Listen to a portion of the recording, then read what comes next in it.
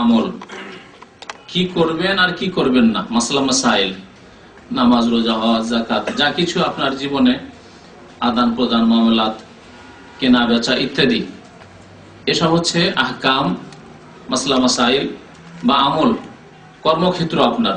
এসব ক্ষেত্রে কি কাজ করবেন, কি কাজ করবেন না, কেমন করে নামাজ পড়বেন, কেমন করে পড়বেন না, কেমন করে ব্যবসা করবেন, কেমন করে করবেন না, কি ব্যবসা করবেন, কি করবেন না, তো এসব জানা জরুরি। সুতরাং আহকাম, মাসলা মাসাইল সম্পর্কে 2 নম্বরে প্রশ্ন করবেন। এছাড়া অন্য কোনো প্রশ্ন করে লাভ নেই আপনাদের। প্রশ্ন করবেন ইতিহাসের, প্রশ্ন করবেন কারোর নাম, কোন কালের কোন সময়, ওইসবে কোনো লাভ নেই। সুতরাং এমন প্রশ্ন যাতে আপনার কোনো লাভ নেই সেসব প্রশ্ন করে সময় নষ্ট করে লাভ নেই। তো প্রথম যে প্রশ্নটি আমাদের কাছে এসে আছে আগে থেকে, তা হচ্ছে অমুসলিম দেশে, যেখানে সংখ্যাগরিষ্ঠ অমুসলিম বসবাস করে, সেই দেশে অবস্থান করা, সেই দেশে বসবাস গ্রহণ করা, সেই দেশে চলে যাওয়া হিজরত করে, এর হুকুম কি শরীয়তে জায়েজ না জায়েজ নয়? বাংলাদেশ মুসলিম দেশ, মুসলিম সংখ্যাগরিষ্ঠ দেশ, সেই দেশ ছেড়ে দিয়ে চলে যাবেন কোন ইউরোপের কোন দেশে, আমেরিকা, কানাডা চলে যাবেন, অন্য কোন অমুসলিম দেশে চলে যাবেন, এটি শরীয়তে কেমন? এই প্রশ্ন অত্যন্ত গুরুত্বপূর্ণ আমাদের আজকালকার জামানায়।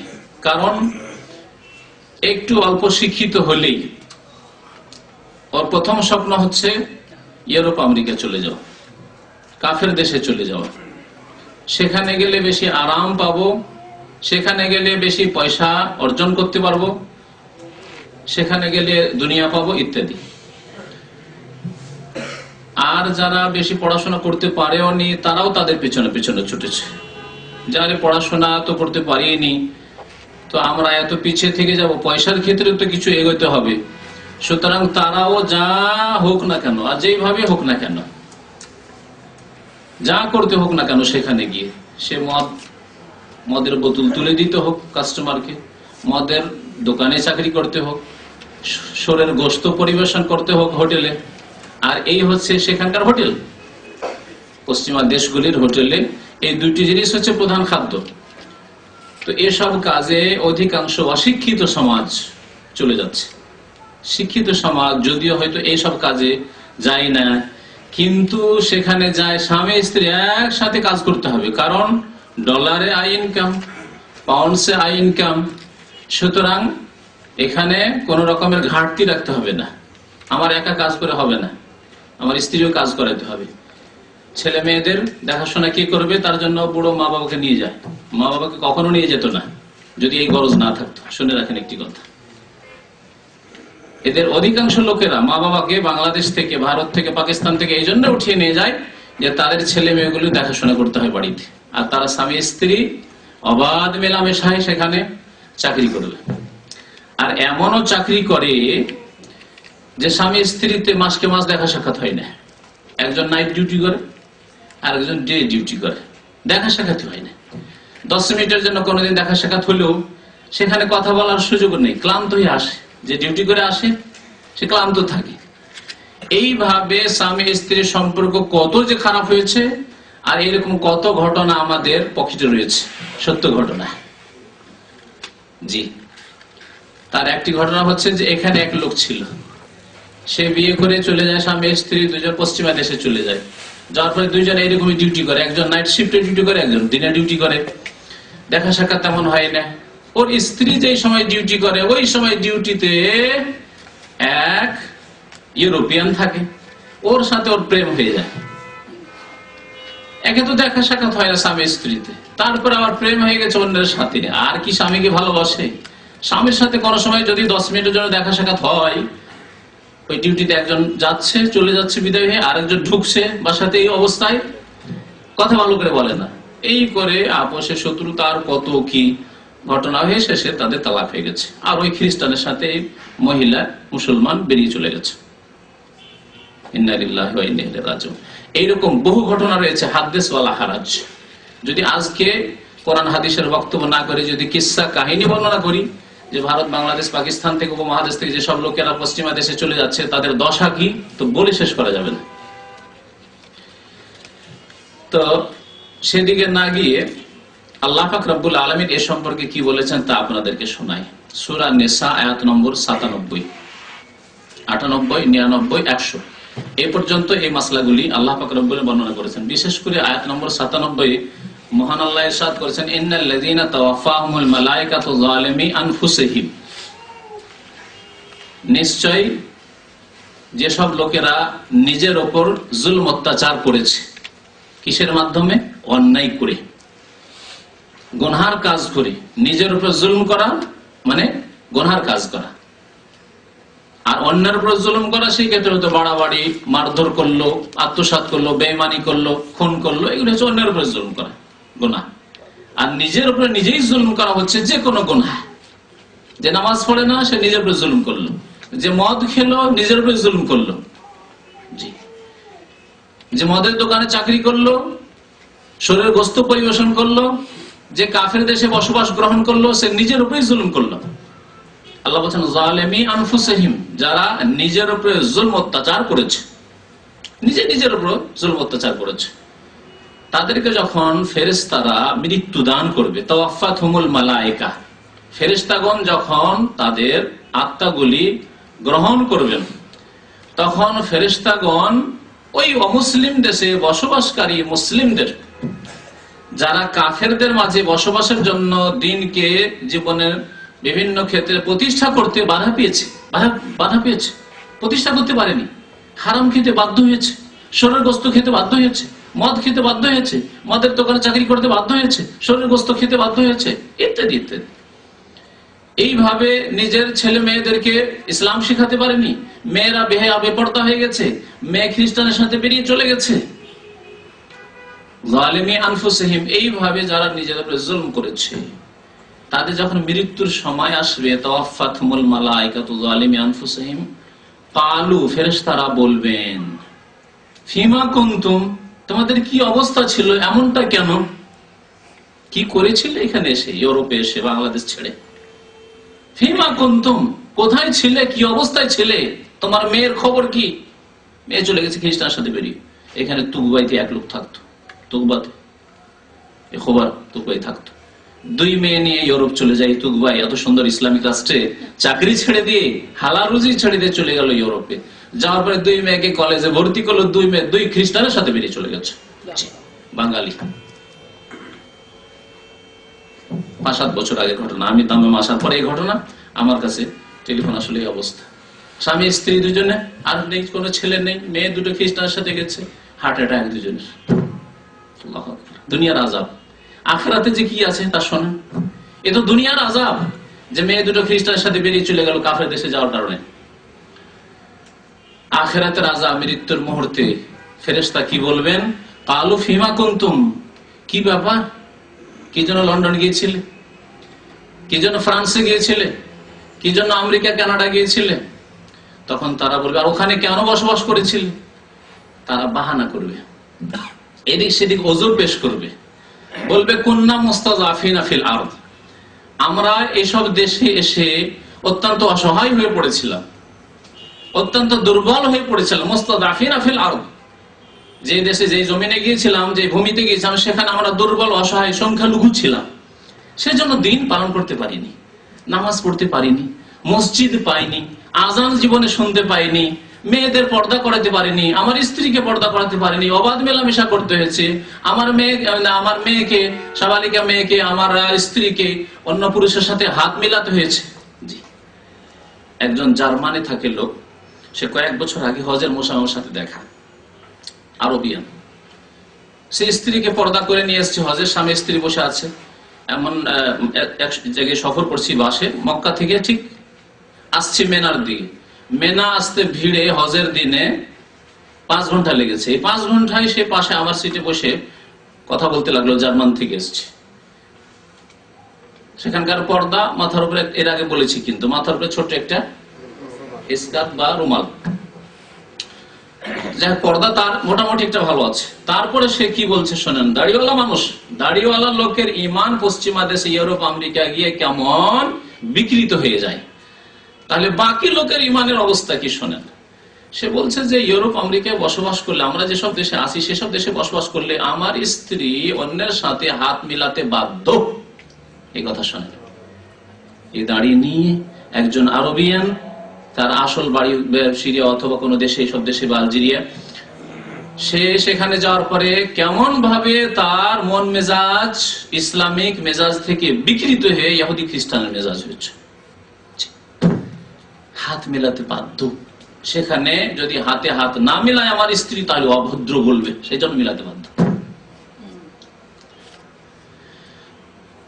তো দেখেন উত্তরটা এরকমই না, যে তোমরা এরকম কেন করেছিলে, ফেরেশতারা জিজ্ঞেস করবেন।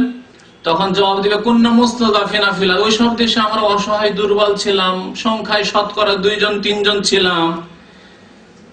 আল্লাহ পাকের ফেরেশতাগণ তখন কি বলেন, কালু আলাম তাকুন আরদুল্লাহি ওয়াসিআ, অসহায় ছিলে ইউরোপ আমেরিকা গিয়ে, আল্লাহর জমিন প্রশস্ত ছিল না, পৃথিবী কোষাদা ছিল না, আর অন্য কোন দেশ ছিল না, মুসলিম দেশ ছিল না যেখানে চাকরি করতে, যেখানে বসবাস করতে, যেখানে থাকতে। আলাম তাকুন আরদুল্লাহি ওয়াসিআ ফাতুহাজিরু ফিহা, সেখানে হিজরত করে যেতে, সেখানে বসবাস গ্রহণ করতে, তোমার দ্বীনকে জীবনের প্রতিটি ক্ষেত্রে বাস্তবায়ন করার জন্য। আল্লাহ পাক তারপরে বলছেন ফাউলাইকা মাওয়াহুম জাহান্নাম, যারা কাফের দেশে সংখ্যাগরিষ্ঠ কাফেরদের মাঝে বসবাস করে ঈমানকে হারিয়েছে, নেক আমলকে হারিয়ে পাপে লিপ্ত হয়েছে, তাদের ঠিকানা, তাদের বাসস্থান কি? ফাউলাইকা মাওয়াহুম জাহান্নাম, তাদের বাসস্থান জাহান্নাম। ওয়াসাআত মাসীরা, তাদের পরিণাম খুব খারাপ। স্বয়ং আল্লাহ পাক বলছেন ওয়াসাআত মাসীরা। এই হাদিসের ব্যাখ্যায় যে হাদিস রয়েছে, নবী করিম সাল্লাল্লাহু আলাইহি ওয়াসাল্লাম থেকে আব্দুল্লাহ বিন আব্বাস রাদিয়াল্লাহু তাআলা আনহুমা, আল্লাহ নবী চাচাতো ভাই আব্বাস রাদিয়াল্লাহু আনহু, আল্লাহ রাসূলের চাচা, তার ছেলে, বর্ণনা করেছে আন্না উনাসাম মিনাল মুশরিকিন, বুখারী শরীফের হাদিস। এই আয়াতের শানে নুজুলে বা এই আয়াতের ব্যাখ্যায় বলছেন যে কিছু মুসলমান কানু মাল মুশরিকিন, এরা বসবাস করত মুশরিকদের এলাকায়, মুশরিকদের গ্রামে, কাফেরদের গ্রামে, কাফেরদের এরিয়াতে বসবাস করত। ইউকসিরুনা বা ইউকাসসিরুনা সাওয়াদ আল মুশরিকিন, কাফেরদের গ্রামে, কাফেরদের এলাকায় যদি মুসলিম বসবাস করে, তো এমনি জানা আছে এই গ্রামটি হচ্ছে কাফের গ্রাম, খ্রিস্টান গ্রাম, ইহুদি গ্রাম। তাহলে ওই মুসলিম শতকরা 10 জন বা 5 জন মুসলিম থাকলে বলবে না যে এখানে মুসলিমও আছে, বা বুঝাও যাবে না হয়তো। এতে সংখ্যা যেন বৃদ্ধি করলো কাফেরদের। গ্রামের সংখ্যা বাইরে থেকে লোক গণনা যখন করবে বাড়ির সংখ্যা, তখন মুসলিম বাড়িগুলো ওই যখন খ্রিস্টান গ্রাম, খ্রিস্টান এলাকা, তখন এরাও হয়তো খ্রিস্টান। বা ওখানে বাইরে থেকে কোনো লোক দেখলে এত সংখ্যক লোক বাস করে, আর এটি হচ্ছে খ্রিস্টান এরিয়া, খ্রিস্টান গ্রাম, তাহলে খ্রিস্টানদের সংখ্যা বাড়ালো। ইউকাসসিরুনা সাওয়াদ আল মুশরিকিন, মুশরিক, পৌত্তলিক, অগ্নি পূজক, মূর্তি পূজক, এদের সংখ্যা বাড়ালো। রাসূলুল্লাহ সাল্লাল্লাহু আলাইহি ওয়াসাল্লামের খেলাফ, অর্থাৎ রাসূলুল্লাহ সাল্লাল্লাহু আলাইহি ওয়াসাল্লাম তখন সাহাবায়ে কেরামদেরকে নিয়ে জিহাদ ফি সাবিলিল্লাহ করছেন। আর যখন ওই এলাকায় যাবেন ইসলামের দাওয়াত নিয়ে বা জিহাদ ফি সাবিলিল্লাহর উদ্দেশ্যে, তখন মুসলিম মুজাহিদিনরা দেখবেন যে এখানে কত সংখ্যা রয়েছে, ওখানে বাছাই করে বোঝা যাবে না যে কজন এখানে মুসলমান আছে না আছে এই কাফেরদের মাঝে। ফায়াতিস সাহম, যুদ্ধ যখন চলছে, তো অনেক সময় তীর এসে, মুসলিমদের তীর এসে যখন ওই কাফেরদের এরিয়াতে পড়লো, এলাকায় পড়লো, ওখানে শতকরা 10 জন যে মুসলিম বাস করে তাদের উপরে এসে পড়লো, আহত হইলো বা নিহত হইলো কাফের, তার সাথে সাথে মুসলিমও নিহত হইলো, আহত হইলো। ফায়ুরমা ফায়ুসিব আহাদাহুম, ওই মুসলিম যারা ওই মুশরিকদের মাঝে বাস করে তাদেরকে লাগলো, ফায়াকতুলু আও ইয়াদরিবু, হয় আহত হইলো না হয় নিহত হইলো। আল্লাহ পাক রব্বুল আলামিন তাদের মারফা আনজালাল্লাহু তাআলা এই আয়াত নাযিল করলেন, ইন্নাল্লাযিনা তাওয়াফাহুমুল মালায়েকাতু যালিমি আনফুসিহিম, কাফেরদের গ্রামে, কাফেরদের শহরে, কাফেরদের এলাকাতে যারা বসবাস করলো, তারা নিজের উপরে জুলম করলো, তাদের এই অবস্থায় যখন ওয়াফাত হলো, ইন্তেকাল হলো, তখন ফেরেশতাগণ তাদেরকে, আল্লাহ নবীর জামানার সাহাবায়ে কেরাম হয়তো তারা জি আল্লাহ রসুলকে দেখে যদি মুসলমান হয়ে থাকেন, আর যদি দেখে নাও মুসলমান হয়ে থাকেন, শুনে শুনেই মুসলমান হয়ে থাকেন, আর না এসে থাকেন আল্লাহ নবীর সাথে সাক্ষাতে, তবু আল্লাহ নবীর জামানার মুসলিম, তাদের সম্পর্কে আল্লাহ বলছেন এই আয়াতে যে ফেরেশতাগণ তাদেরকে শাসানিমূলক জিজ্ঞাসা করবেন, কি ব্যাপার, তোমরা কাফেরদের গ্রামে কেন বসবাস করেছিলে? আমরা দুর্বল অসহায় ছিলাম। ফেরেশতারা বলবেন, আল্লাহর জমিন কি প্রশস্ত ছিল না? হিজরত করে কেন মদিনা চলে আসনি? যে এলাকায় মুসলিমরা আছে সেই এলাকায় কেন চলে আসনি? তোমাদের বাসস্থান হচ্ছে জাহান্নাম। তো এই অমুসলিম দেশে বসবাস সম্পর্কে এই আয়াত এবং এই আয়াতের শানে নজরুল বুখারী শরীফের এই হাদিসটি শুনলেন। আরেকটি হাদিস শোনেন। নবী করিম সাল্লাল্লাহু আলাইহি সাল্লামের জামানায় একটি অভিযান পাঠিয়েছিলেন। অভিযান মানে এমন একটি সেনা দল বা মুজাহিদিনদের দল, যেই দলে নবী সাল্লাল্লাহু আলাইহি সাল্লাম হাজির হতেন না, সারিয়া বলে আরবি ভাষায়। এই অভিযান পাঠিয়েছিলেন নবী সাল্লাল্লাহু আলাইহি ওয়াসাল্লাম খাস আম গোত্রের দিকে। কিছু লোকেরা কলেমা না পড়ে সিজদায় পড়ে গেল, সিজদায় পড়ে গেল, দেখাতে চলে যে আমরা সিজদায় পড়ে গেলাম, তার মানে আমরা মুসলমান। বলছেন সাহাবায়ে কেরামরা যারা গিয়েছিলেন এই অভিযানে, তারা ভাবলেন যে এরা জীবন বাঁচানোর জন্য, আত্মরক্ষার জন্য সিজদায় পড়ে গেছে, কারণ এই এলাকা সব কাফের এলাকা, অমুসলিম এলাকা।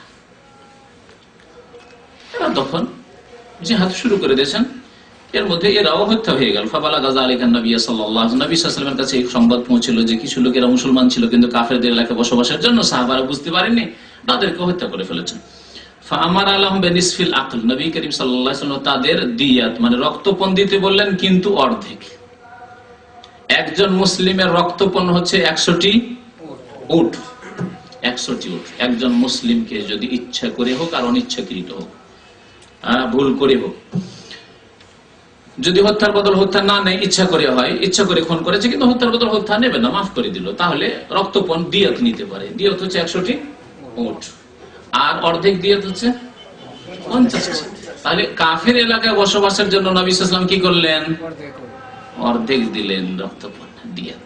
ফুল পুরো 100 উট তারা পেল না, বা তাদের আত্মীয়রা পেল না। ওয়াকাল, তারপরে নবী সাল্লাল্লাহু আলাইহি ওয়াসাল্লাম কি বলেছিলেন তাই শুনেন, যে কাফেরদের মাঝে বসবাস করা কেমন অন্যায় কাজ। বললেন, আনা বারিউম মিন কুল্লি মুসলিম, আমি ওই সব মুসলিম থেকে সম্পর্ক ছিন্নের ঘোষণা করছি। আমার ওই সব মুসলিমদের সাথে কোনো সম্পর্ক নেই। বারি, বারি মানে সম্পর্ক ছেদ করা। সূরা বারাআত, সূরা তাওবার একটি নাম হচ্ছে সূরা বারাআত, সম্পর্ক ছেদের ঘোষণা। এই সূরার নামই হচ্ছে বারাআতুম মিনাল্লাহি ওয়া রাসূলিহি, আছে না? প্রথম আয়াতই হচ্ছে বারাআতুম মিনাল্লাহি ওয়া রাসূলিহি, আল্লাহ এবং রাসূলের সম্পর্ক ছেদের ঘোষণা। ইলাল্লাযিনা আহাদতু মিনাল মুশরিকিন, মুশরিকদের সাথে। ইন্নাল্লাহা বারিউম মিনাল মুশরিকিন ওয়া রাসূলুহু, আল্লাহ পাক রব্বুল আলামিন এবং তার রাসূল মুশরিকদের থেকে সম্পর্ক ছেদের ঘোষণা করছেন। আর আপনি ঘোষণা করবেন না? আল্লাহ ঘোষণা করছেন, তার রাসূল ঘোষণা করছেন, আপনি ঘোষণা করবেন না? তাদের মাঝে বাস করবেন? নবী সাল্লাল্লাহু আলাইহি ওয়াসাল্লাম কি বললেন? আমি ওই সব মুসলিম থেকে সম্পর্ক ছেদের ঘোষণা করছি, ইয়াকিমু বাইনা আযহরিল মুশরিকিন, যারা মুসলিমদের মাঝখানে বসবাস করবে। অমুসলিমদের মাঝখানে, কাফেরদের মাঝখানে, মুশরিকদের মাঝখানে বসবাস করবে। মুশরিক যে কোন মুশরিক হোক না কেন, আর সেই গ্রামে, সেই শহরে, সেই দেশে গিয়ে বসবাস করবে। কালো ইয়া রাসূলুল্লাহ ওয়ালিমা, সাহাবারা জিজ্ঞাসা করলেন, হে আল্লাহর রাসূল, কেন মুশরিকদের এলাকায় বসবাস করলো কাফেরদের মাঝে, তাতে কি হলো? নবী সাল্লাল্লাহু আলাইহি ওয়াসাল্লাম বললেন, খবরদার, লা তারায়া নারাহুমা, যাতে করে একজন অপরের বাড়ির আগুন না দেখতে পায়, এত দূরে বাস করবে তোমরা। একজন অপরের বাড়ির আগুন যাতে না দেখতে পায়। একজন মানে মুসলিম আর একজন হচ্ছে অমুসলিম। মুসলিমের বাড়ির আগুন যাতে করে, আগুন জ্বলছে, চুলা জ্বলছে, ধোঁয়া উঠছে, এটা যাতে করে কোনো অমুসলিম না দেখতে পায়, এত দূরে বাস করো। আর অমুসলিমের বাড়ির চুলা জ্বলছে, জানো কোন মুসলিম দেখতে না পায় যে ওই যে অমুসলিমের বাড়ি আর চুলা জ্বলছে। তো হচ্ছে নবী করিম সাল্লাল্লাহু আলাইহি ওয়াসাল্লামের হাদিস, আবু দাউদ এবং তিরমিজির হাদিস। সামরা বিন জানদুব রাদিয়াল্লাহু তাআলা আনহু বলছেন, আবু দাউদের হাদিস সেটি, ক্বালা রাসূলুল্লাহ সাল্লাল্লাহু আলাইহি ওয়াসাল্লাম, নবী সাল্লাল্লাহু আলাইহি ওয়াসাল্লাম একবার খুতবা দিনার বলেন, আম্মা বাদ, ক্বালা রাসূলুল্লাহ সাল্লাল্লাহু আলাইহি ওয়াসাল্লাম, মান জামাআল মুশরিকিনা ওয়া সাকানা মাআহু ফাইন্নাহু মিসলুহু, যেই ব্যক্তি মান জামাআল মুশরিক, যেই ব্যক্তি মুশরিকের সাথে একত্রিত হবে, মুশরিকদের সাথে বসবাস গ্রহণ করবে। এখানে জামাআল মুশরিক মানে শুধু বাড়ি তৈরি করা নয়, এমন কি স্বেচ্ছায় আপনি রুমমেট হলেন কোন মুশরিকের, যেটা অনেক ব্যাচেলর এখানে এসে হচ্ছে না? দেশি বললে বাংলাদেশি হিন্দু বা খ্রিস্টান, বা অন্য কেউ হোক না কেন, কাদিয়ানি হোক না কেন, সব মুশরিক কাফের, তার সাথে আপনি রুম নিচ্ছেন। ভাষার ভিত্তিতে, ন্যাশনালিটির ভিত্তিতে, অথবা ইন্ডিয়ান অথবা অন্য কোনো দেশের, দেশি বলে আপনি একসাথে বসবাস করছেন, একসাথে খাওয়া দাওয়া করছেন, এটি হচ্ছে মান জামাল মুশরিক। যে ব্যক্তি মুশরিকের সাথে একসাথে হবে, বাড়ি বাঁধুক অথবা আপনার বসবাস গ্রহণ করুক অস্থায়ী ভাবে, না, সব করে নেবেন না। তবে আপনার কোম্পানি যদি বাধ্য করে, কোম্পানির ভেলা, আর আপনি কোনো উপায় পেলেন না, সেটা আলাদা কথা, সেখানে আপনি বাধ্য। কিন্তু আপনি ইচ্ছা করে একসাথে খাওয়া দাওয়া করেছেন একজন অমুসলিমের সাথে, একসাথে একই রুমে ঘুমান, একই রুমে থাকেন, আপনি নামাজ পড়বেন, সে পুতুল পূজা করবে, অথবা নাই করুক না কেন।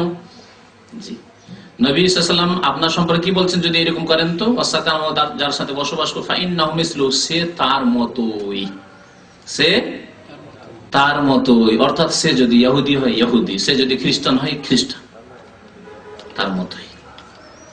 তাহলে অমুসলিম দেশে যারা শখ করে বাস করবে, তারা তাদের মতো, অমুসলিম দেশে গিয়ে সেখানকার নাগরিকত্ব নেবে, তারা তাদের মতোই। জি, ফাইন্নাহু মিসলু।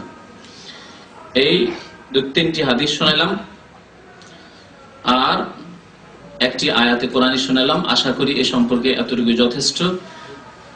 অমুসলিম দেশে ইচ্ছা করে বসবাস গ্রহণ করা জায়েজ নাই,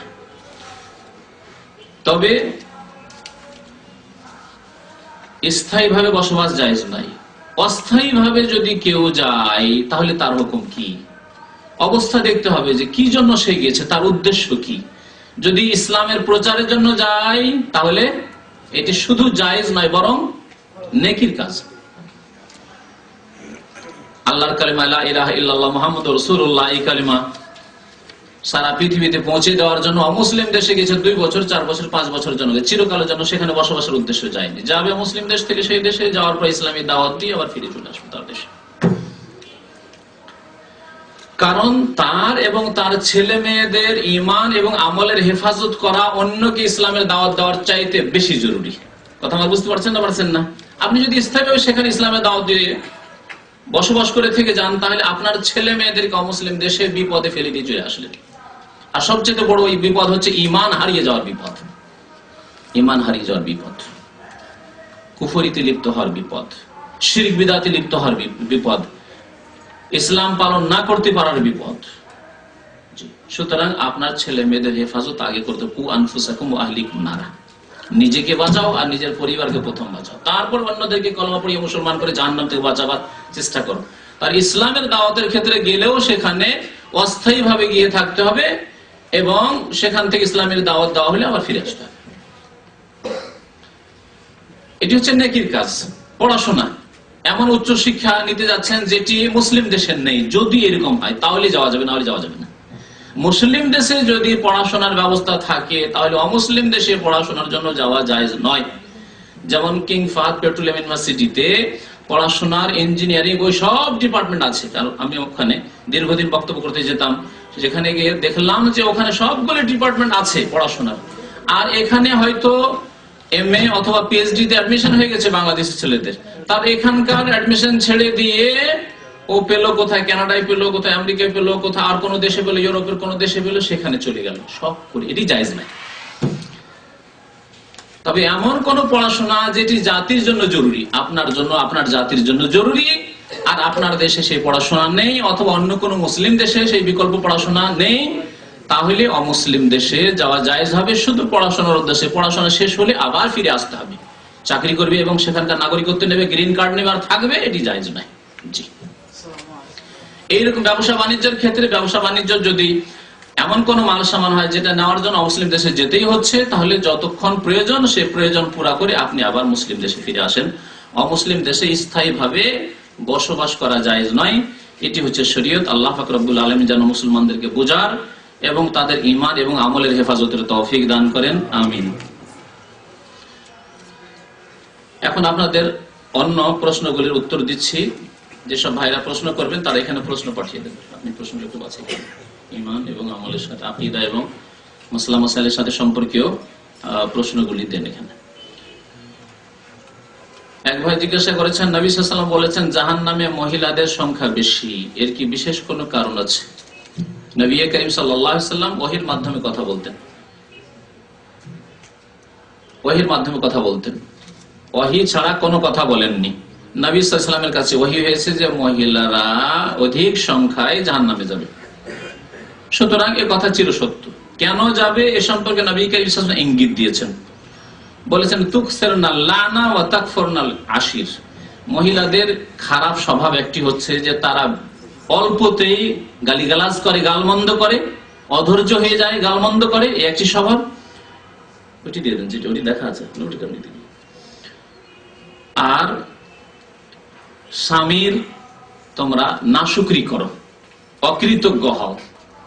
স্বামী এত মেহনত করছে, পরিশ্রম করছে, বিদেশে থাকছে, কত কষ্ট করছে, জন্মজুরের কাজ করছে, করে খাবার দিচ্ছে, কাপড় দিচ্ছে, তাতে খুশি না। যদি কোনো মাসে একটু কম দিতে পারে বা কোনো একবার ছুটিতে গেলেন দেশে, যাওয়ার পর একটু ভালো কিছু উপহার দিতে পারলেন না, তো এমন মন অসন্তুষ্ট যে জীবনে তোমার ঘরে এসে সুখ পেলাম না। এইরকম খারাপ স্বভাব মহিলাদের রয়েছে, অধিকাংশ মহিলাদের। তাই অধিকাংশ জাহান্নামে যাবে, নবী সাল্লাল্লাহু আলাইহি ওয়াসাল্লাম বলেছেন। আর তাদের ধর্মীয় ক্ষেত্রেও ত্রুটি রয়েছে, যার কথা নবী করিম সাল্লাল্লাহু আলাইহি ওয়াসাল্লাম ইঙ্গিত করেছেন। মহিলাদের দ্বারা পাপের কাজ বেশি হয় অশ্লীল কাজের ক্ষেত্রে, ব্যভিচারের ক্ষেত্রে। তাই আল্লাহ পাক রব্বুল আলামিন যখন জেনা, ব্যভিচারের শাস্তির কথা বলেছেন সূরা নূরে, তখন প্রথম জেনাকারিনীর কথা বলেছেন, আয-যানিয়াতু ওয়াজ-যানি, প্রথম মহিলার কথা বলেছেন। তারপরে আয-যানি, ব্যভিচারকারী পুরুষের কথা বলেছেন। কি হিকমত, কি রহস্য! আল্লাহ মহিলার নাম কেন আগে বললেন, আগে পুরুষের নাম? অন্যান্য ক্ষেত্রে পুরুষের নাম আল্লাহ পাক রব্বুল বলেছেন। চুরির ক্ষেত্রে ওয়াসারিক ওয়াসারিকাতু, প্রথম পুরুষ চোরের কথা বলেছেন, তারপরে মহিলা চোরের কথা বলেছেন ওখানে। তাই অশ্লীল কাজগুলির ক্ষেত্রে বাড়াবাড়ি বা সীমালঙ্ঘন বা প্রলোভন ইত্যাদি মহিলাদের পক্ষ থেকে বেশি হয়ে থাকে। রাস্তাঘাটে বেহায়া বেপরদা মহিলারা না বেরোলে সমাজে, দেশে এত বেশি জেনা ব্যভিচার হতো না।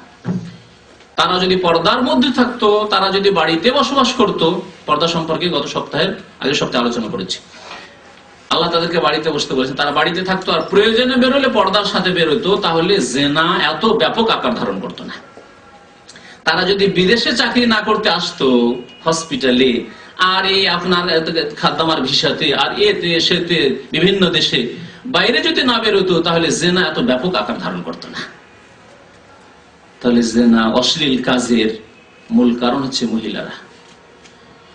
তো সংক্ষেপে এতটুকু যথেষ্ট। জি, বাকি আল্লাহ পাক রব্বুল আলামিন কোন জাতির উপরে জুলুম করবেন না। ওমা আনা বিযাল্লামিন লিল আবিদ, না পুরুষের উপরে জুলুম হবে আর না মহিলাদের উপরে জুলুম হবে। কর্মের ফল পাবে আল্লাহ পাক রব্বুল আলামিনের কাছে। একবার জিজ্ঞাসা করেছেন, আমি যখন ইসলামিক কথা বলি বা কর্ম করি, ইসলামিক কাজ করি, দেখা যায় কেউ কেউ আমাকে সম্মান দেখিয়ে কথা বললে তখন আমার ভালো লাগে। আমার এই চরিত্রটা কি শিরকের পর্যায়ে পড়বে? না, পড়বে না ইনশাআল্লাহ তাআলা। তবে অহংকার যাতে না আসে। এখানে এমন একটা বর্ডার, যে বর্ডারে সাবধান থাকতে হবে। আপনি যখন বাংলাদেশের বর্ডারে যাবেন, অন্য কোনো দেশের সাথে, বর্মার সাথে হোক আর ভারতের সাথে, আপনাকে সজাগ থাকতে হবে। এমন না হয় যে আপনার বেকুফির পরিচয় দিয়ে আপনি ঢুকেই পড়লেন আর গিয়ে অ্যারেস্ট হয়ে গেলেন, ঠিক না? এমনটা নয়, আপনাকে সজাগ হয়ে বর্ডারে যদি চলাফেরা করেন বা যদি ভিজিট করতে যান, তাহলে সতর্ক হয়ে। তাহলে এইখানে বর্ডার রয়েছে। যদি মনে খুশি হয়ে যায়, আলহামদুলিল্লাহ আমি দিনের কাজ করছি, লোকজন আমাকে ভালো আদর করছে, অত ভালো কথা বলছে, এতটুকু ঠিক আছে। কিন্তু যদি অহংকার চলে আসে যে আমি একটা কিছু হয়ে গেছি, আর লোকের কাছে আমার ভালো খ্যাতি হয়ে গেছে, যদি অহংকার অন্তরে চলে আসে, তাহলে অহংকারী জান্নাতে যাবে না। যার অন্তরে সরিষা পরিমাণ অহংকার আছে, নবী সাল্লাল্লাহু আলাইহি ওয়াসাল্লাম বলেছেন, সেই ব্যক্তি জান্নাতে যেতে পারবে না। তো এখানে সাবধান হইতে হবে। কিন্তু যদি ভালো কাজ করার পরে মনে খুশি হয়, ভালো আমল, তাহাজ্জুদ পড়তে পারলেন, মনে খুশি হলো, বা ভালো কথা বলতে পেরেছেন, মনে খুশি হলো, তারপরে লোকে কিছু প্রশংসা করলো, শুনলেন যে লোকে প্রশংসা করছে আপনার, তাহলে একে নবী সাল্লাল্লাহু আলাইহি ওয়াসাল্লাম বুশরা আজিলিল মুমিন, শুনে রাখবেন হাদিসের কথা। নবী সাল্লাল্লাহু আলাইহি ওয়াসাল্লাম বলেছেন, এক সাহাবী এই প্রশ্নই করেছিলেন, তখন নবী বলেছিলেন সাল্লাল্লাহু আলাইহি ওয়াসাল্লাম যে এটি হচ্ছে মুমিনের নগদ সুসংবাদ। নগদ, এটা ধারের সুসংবাদ আছে। কবরে যাবেন যখন সুসংবাদ, মৃত্যুর যখন মুহূর্ত আসবে, মালাকুল মউত আসবে, তখন ফেরেশতারা সুসংবাদ দিবে যে চলেন চলেন চলেন, হ্যাঁ, ওয়েলকাম করে নিয়ে যাবে, এই সুসংবাদ। আর জান্নাতে আবার সুসংবাদ রয়েছে। আর নগদ নগদ সুসংবাদ হচ্ছে যে আপনি ভালো কাজ করছেন, আলহামদুলিল্লাহ, লোকে আপনাকে ভালো বলছে, খারাপ বলে না, এতে মনটা খুশি হচ্ছে। বুশরা আজিলিল মুমিন। আর এই ক্ষেত্রে আর বলছেন যে যখন আমার এরকম মনটা হয়, চিন্তা করি যে আমি গুনাহগার হয়ে যাবো নাকি, তাই দাওয়াতি কাজ করতে আগ্রহ জাগে না। এখানে কিন্তু শয়তান সুযোগ নিচ্ছে, সাবধান। এইরকম শয়তান ওয়াসওয়াসা দিয়ে তোর মনে তো অহংকার চলে আসতে পারবে, তোর মনে তো এরকম খুশি চলে আসে, তোকে তো খুব লোকে ভালোবাসছে, তাহলে তুই এই কাজ বন্ধ করে দে। এই শয়তান এখানে কিন্তু সুযোগ নিচ্ছে, সাবধান। শয়তান আপনাকে তখন তাহাজ্জুদ ছাড়িয়ে দিবে, শয়তান তখন আপনাকে জামাতে যাওয়া ছাড়িয়ে, শয়তান তখন আপনাকে দিনের কথা বলা ছাড়াই দিবে, এই সুযোগ দেবে। এখানে শয়তানকে সুযোগ দিলে হবে না, এখানেও বর্ডার।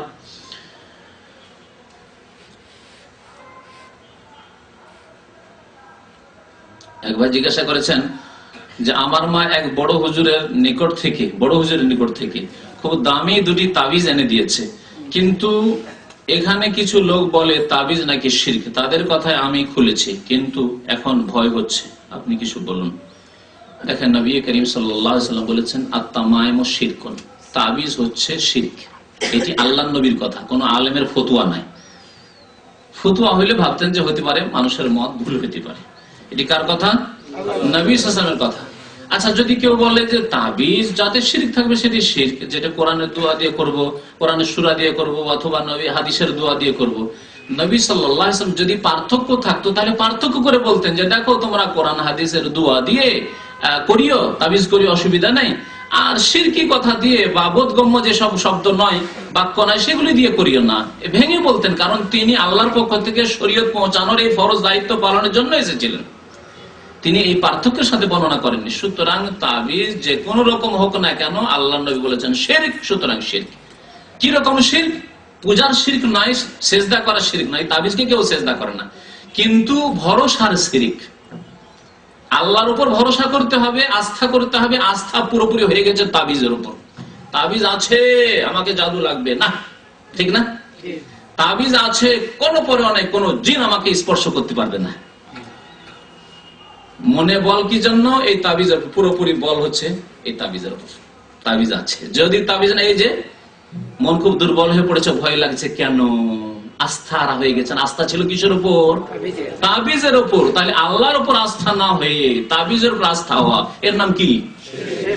সে কোরআনে সূরা দিয়ে তাবিজ হোক, আর দোয়া দিয়ে তাবিজ হোক, আর গাছগাছড়া দিয়ে তাবিজ হোক, আর অন্য কোন শিরকি কলিমা দিয়ে তাবিজ হোক, আস্থা তো তাবিজের উপর। আল্লাহ কি বলছেন? বহু আয়াত রয়েছে, একটি আয়াত বলছে ওয়া আলাল্লাহি ফাতাওয়াক্কালু ইন কুনতুম মুমিনিন, আল্লাহর উপরেই একমাত্র ভরসা করো যদি তুমি মুমিন হও। তাহলে তাবিজের উপর যে ভরসা করবে সে কি মুমিন না মুশরিক? মুশরিক হয়ে যাবে।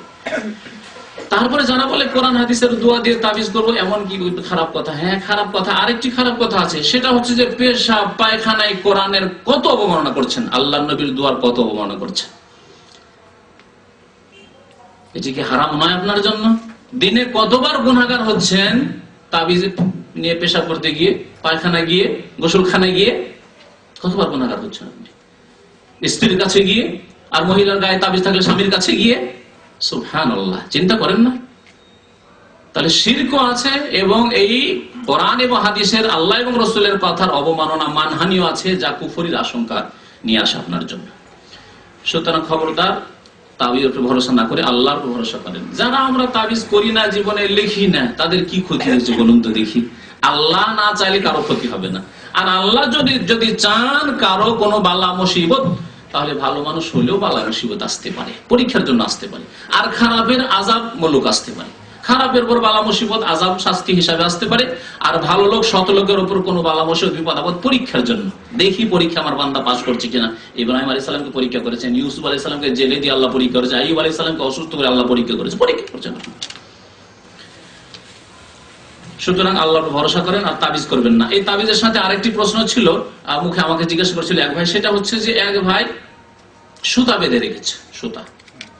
অনেকে বালা রাখে, হ্যাঁ, পায়ে হোক, হাতে হোক, বাচ্চার কোমরে হোক, রাখে না? কালো হোক আর সাদায় হোক, যাই হোক না কেন, নবী করিম সাল্লাল্লাহু আলাইহি ওয়াসাল্লাম নিষেধ করেছেন। একজনের হাতে খেত, মানে ওই তাকার সুতা বাঁধা ছিল। জিজ্ঞাসা করলেন যে কি বাবা?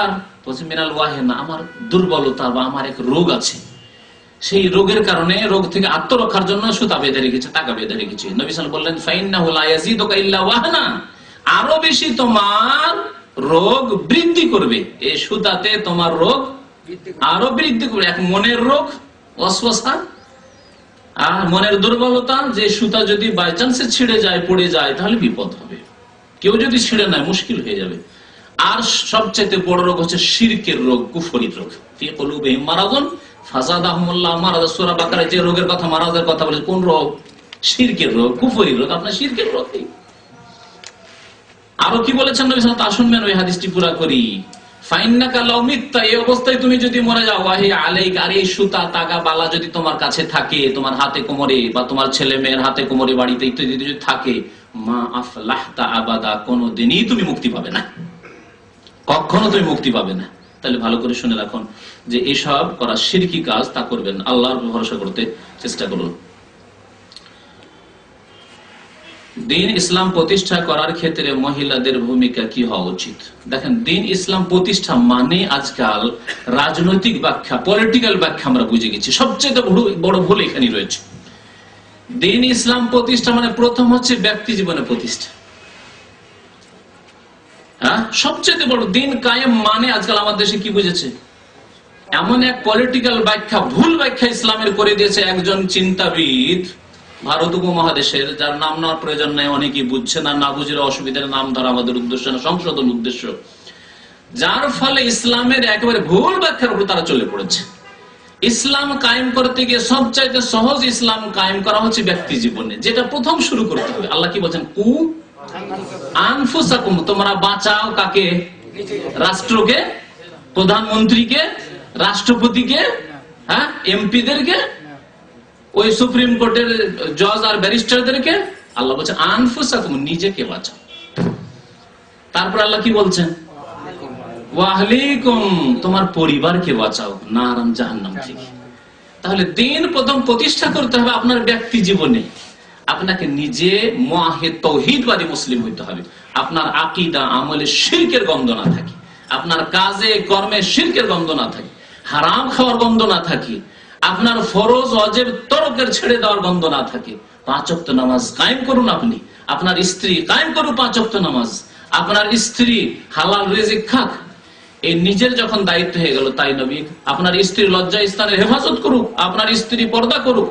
তাই নবী করিম সাল্লাল্লাহু আলাইহি সাল্লাম রাষ্ট্রীয় ক্ষমতায় মহিলাদের কি ভূমিকা আছে এই কথা বলেননি? কি বলেছেন? আল মারআতু ইযা সাল্লাত খামসাহা। শুনে রাখুন ভালো করে হাদিস। মহিলাদের ডিউটি সামান্য ডিউটি আল্লাহ পাক দিয়েছেন, পক্ষান্তরে পুরুষদের অনেক বেশি ডিউটি রয়েছে, দায় দায়িত্ব অনেক বেশি পুরুষের।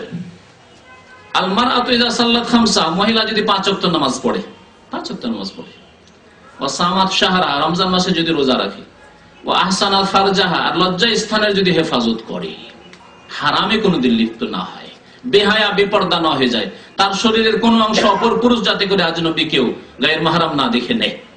আহসানাত ফারজাহা, আহসানাত ফারজাহা মানে এই নয় যে শুধু লজ্জা স্থানের হেফাজত করলো মানে বড় জেনায় লিপ্ত হইলো না, আর মাথার চুল কখনো খোলে, চেহারা গোলা থাকে, হাত খোলা থাকে, পা গোলা থাকে, শাড়ি আর ব্লাউজ পরে পেট পিঠ খোলা থাকে, এর মানে লজ্জা স্থানের হেফাজত না। মহিলাদের গোটা শরীর যেহেতু ঢাকার বস্তু, সুতরাং যেই ব্যক্তি বেহায়া বেপর্দা যেই মহিলা, সে লজ্জা স্থানের হেফাজত করলো না, যদিও তার দ্বারা কোনোদিন বড় জেনা না হোক। কতটি বললাম? 3টা বলেছি। 4 নম্বরে ওয়া আতাআত বা'লাহা, স্বামীর যেই মহিলা আনুগত্য করলো, স্বামীর কথা মেনে চললো, হালাল ক্ষেত্রে, জায়েজ ক্ষেত্রে, ফরজ ওয়াজিব সুন্নাত থেকে শুরু করে জায়েজ পর্যন্ত। যেমনই হারামে নেমে আসবে, যদি স্বামী হারাম কাজের কথা বলে, স্বামী যদি অন্যায় কাজের কথা বলে, স্বামী যদি পাপের কথা বলে, শুনবে? শুনবে না। খুব তাড়াতাড়ি কথা বললাম, হয়তো অনেকে বুঝতে পারলেন কিনা। ফরজ কাজ আপনার জন্য ফরজ, স্বামী বলছে এই কাজটি করো, যাও নামাজ পড়ো, পড়বেন না? পড়বেন না? আচ্ছা। সুন্নত কাজ, যাও সুন্নতে নামাজ পড়ো, সোমবারে রোজা রাখো, বৃহস্পতিবার রোজা রাখো, শুনবেন না? শুনবেন না? স্বামী বলছে যে দেখো তুমি জায়েজের ক্ষেত্রে উদাহরণ দিই, পর্দা করে বাজারে যাওয়া প্রয়োজনে স্বামীর সাথে কেনাকাটার জন্য গেলেন, জায়েজ না জায়েজ নয়? স্বামীর সাথে বা আপনার বাবার সাথে, মহিলা বাবার সাথে গেল, আপন ভাইয়ের সাথে গেল, জায়েজ। কিন্তু স্বামী বলছে না তুমি যেও না, যা লাগবে আমি কিনে এনে দেবো, তোমার যাওয়ার দরকার নেই। তাহলে স্বামীর আনুগত্য করতে হবে না হবে না? জায়েজের ক্ষেত্রে আনুগত্য। মসজিদে নামাজ পড়তে যাওয়া জায়েজ মহিলাদের জন্য, কিন্তু স্বামী বলছে দেখো আজকাল যুগ জামানা খারাপ, সুতরাং মসজিদে নামাজ পড়তে যাওয়ার কোনো প্রয়োজন নেই, বাড়িতে নামাজ পড়ো, পর্দার মধ্যে নামাজ পড়ো, খুশু খুশু করে বাড়িতে নামাজ পড়ো। শুনবেন না? শুনবেন না? মহিলা জায়েজ ক্ষেত্রেও। কিন্তু না জায়েজ যদি বলে, স্বামী বলছে যে দেখো তোমার বাবার সাথে কথা বন্ধ করে দাও, তোমার বাবা খারাপ মানুষ, তোমার তার সাথে কথা বলতে দেবো না, তোমার ভাইয়ের সাথে কথা বলতে দেবো না, আপন ভাই, তোমার মায়ের সাথে কথা বলতে দেবো না। তাহলে শুনবে না? শুনবে না, জায়েজ না। বোঝাবে স্বামীকে, নসিহত করবে, উপদেশ দেবে যে আরাম তুমি গুনাহগার হবে। আত্মীয়তা বিচ্ছিন্ন, আত্মীয়তার সম্পর্ককে বিচ্ছিন্নকারী লা ইয়াদখুলুল জান্নাহ, জান্নাতে দাখিল হবে না। তাহলে তুমি আমাকে জাহান্নামে নিয়ে যেতে চাও, আর তুমিও যাবে, যেহেতু তুমি আমাকে বাধ্য করছো, সুতরাং তুমিও জাহান্নামে যাও, আমাকেও জাহান্নামে নিয়ে যাবে। এরকম বহু উদাহরণ হইতে পারে হারাম কাজের ক্ষেত্রে, হয়তো স্ত্রীকে বাধ্য করা। তো এই হচ্ছে ইসলাম প্রতিষ্ঠা। তারপরে ছেলে মেয়েদের লালন পালন, বাড়িতে কত কাজ, বাড়িতে ছেলে মেয়েদের লালন পালন, আপনার স্বামীর কাপড় চোপড় সাফ করা। আজকালকার মহিলারা স্বামীর কাপড় আয়রন করে দেয় না। আমি বহু ফ্যামিলির কথা জানি, এখানেও খবর রাখি, কারণ আমাদের যখন ঘরে ফ্যামিলি আছে তখন এগুলি কথা, যেহেতু আলহামদুলিল্লাহ আমার বাড়িতে জীবনে কোনোদিন আমি হয়তো স্পর্শ করি না, সবকিছু করে পাই, জাযাকুমুল্লাহ খাইর, কিন্তু অনেক সময় এই রসিকতার সাথে বলে যে অমুক নিজেই করে, অমুকেরা নিজেই করে। তাহলে যেই মহিলা নিজের স্বামীর কাপড়টা আয়রন করে দিতে পারে না, আর সে রাজনীতি করতে যাবে? সে এমপি হতে যাবে? নিজের দলকে প্রতিষ্ঠা করার জন্য বাংলাদেশ ইসলাম প্রতিষ্ঠা করার চিন্তা ভাবনা করছে। আরে বাড়িতে ইসলাম প্রতিষ্ঠা করতে পারে না, স্বামীর কাপড় সাফ করে দিতে পারে না, স্বামীর খাবার রেডি করে দিতে পারে না, ওই রেডি আছে, খেয়ে নাও, আমি শুয়ে আছি। আর সে আবার ইসলাম প্রতিষ্ঠা করবে? কোথায় ইসলাম প্রতিষ্ঠা করবে? এই বাড়িতে ইসলাম প্রতিষ্ঠা করতে হবে। ছেলে মেয়েদের সকাল বিকাল কোরআন নিয়ে বসতে হবে, কোরআন তেলাওয়াত শিখাতে হবে, দোয়াগুলি মুখস্থ করাতে হবে, জি, ইসলামের বিধিবিধান মুখস্থ করাতে হবে। এগুলি কাজ হচ্ছে। নাবালক ছেলে মেয়েগুলোকে নিয়ে বসবে, জি, তাদের খোঁজ খবর রাখবে। বাড়ি থেকে বাইরে গিয়ে 1 ঘন্টা 2 ঘন্টা আপনার ছেলে থেকে গেল, আপনার মেয়েটি থেকে গেল, কোথায় থাকলো, এই খোঁজ নিবে কে? আপনি তো 10 ঘন্টা ডিউটিতে বাইরে, আমি তো বিকাল 4টায় এসেছি, রাত 10টায় যাবো, তাহলে এই খোঁজ খবর রাখবে কে? এগুলি হচ্ছে ইসলাম প্রতিষ্ঠা, এগুলি হচ্ছে নারীদের ভূমিকা। আসল ভূমিকা ছেড়ে দিয়ে আর চলেছে রাজনীতি করতে। যে আরে অনেক মহিলা রাজনীতি করে তো প্রধানমন্ত্রী হয়েই গেল, আর আমরা কেন বসে থেকে, আমরাও হই ইসলামের লেভেল লাগিয়ে। এগুলো ইসলামের বিকৃতি, ইসলামের বিকৃতি।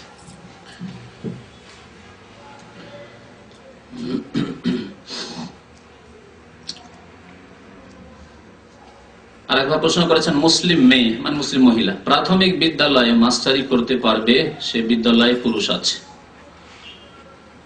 প্রাথমিক বিদ্যালয় তো ছাত্র ছাত্রীদের ক্ষেত্রে না হয় বলা যায় যে এখানে নাবালক ছেলে আছে, সুতরাং এখানে ছাত্র ছাত্রীদের ক্ষেত্রে অসুবিধা নেই। কিন্তু সাথে যারা কলিগ আছে তারা কেমন?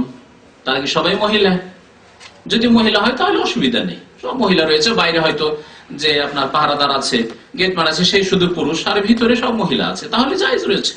কিন্তু যদি কলিগ যারা অন্যান্য শিক্ষক রয়েছে সেগুলি যদি পুরুষ হয়, শিক্ষিকা আর শিক্ষক, যা ইন্ডিয়া বাংলাদেশ পাকিস্তান অবস্থা এরকম, শিক্ষক শিক্ষিকা একসাথে, যদিও মহিলা বিদ্যালয় লেখা আছে কিন্তু তাতে শিক্ষক হচ্ছে পুরুষ মহিলা 2 রকমই। তাহলে এই রকম ক্ষেত্রে যেহেতু ওই পুরুষ শিক্ষক সাথী সঙ্গীদের সাথে বসে মিটিং করতে হবে, অনেক সময় করতে হবে না,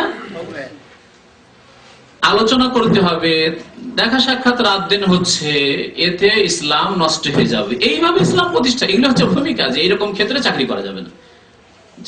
চাকরি এমন জায়গায় করতে হবে যেখানে এসব ফিতনা থেকে নিরাপদ থাকে। হতে পারে অনেক সময় ফিতনার কারণ হয়ে যায়।